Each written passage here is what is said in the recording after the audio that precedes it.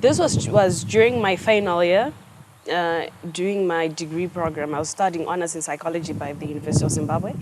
And I was overwhelmed because I was going through a lot of phases because I was an entrepreneur at the same time. And at the same time, I was trying to balance my project because I was doing my dissertation at that time. And apart from that, I got mixed with the wrong crowd. I started changing friends, and the issue every Thursday use it and everything. And because I was not an alcohol person, I thought I wanted to find my own high so that I fit in during the partying and the whole going out thing. So that's when the whole taking drugs thing started. Involved with a lot of activities.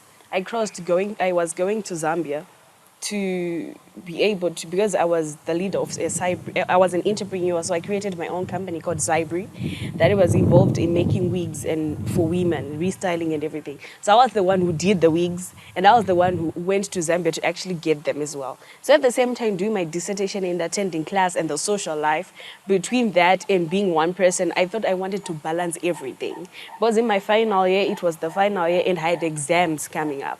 So I was overwhelmed with the activities that I was supposed to do as an individual because I thought that I wasn't able to balance. Because I was supposed to go to Zambia twice a week.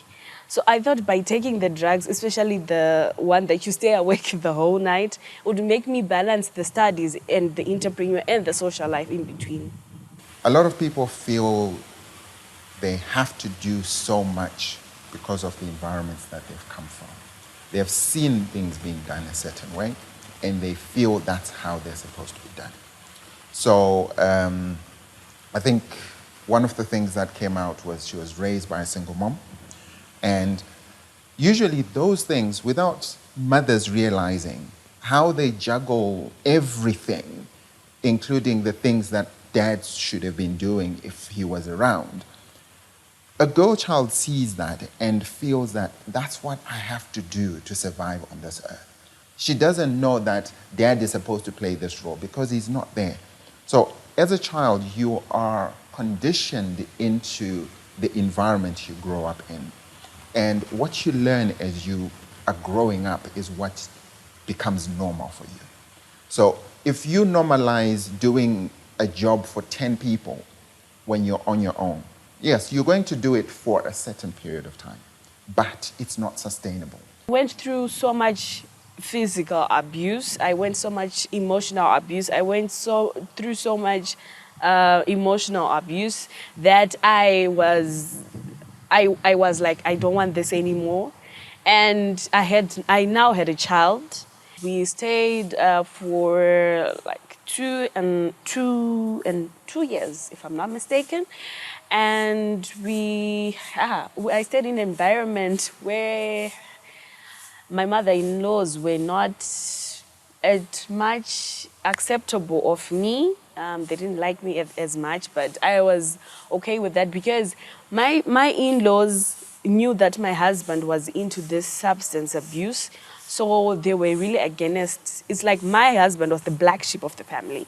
And coming in as Murora in that context, being also a drug abuser, you also become the black sheep of the family as the Murora.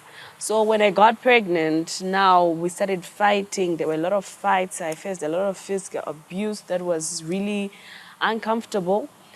But I came to a point where I gave birth to my child. And then I tried to be patient enough, but it was not really a comfortable zone for me. So I just decided I need to give myself time and space because I didn't want this. But when I left my first husband, it wasn't because I didn't want the substance abuse. It was because I was tired of that relationship.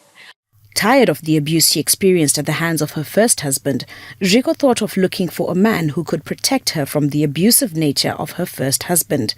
This is how she found herself in a second marriage. Now that I had left my first husband, I didn't have anywhere to go. I didn't have any place to stay. I was homeless. I had my child.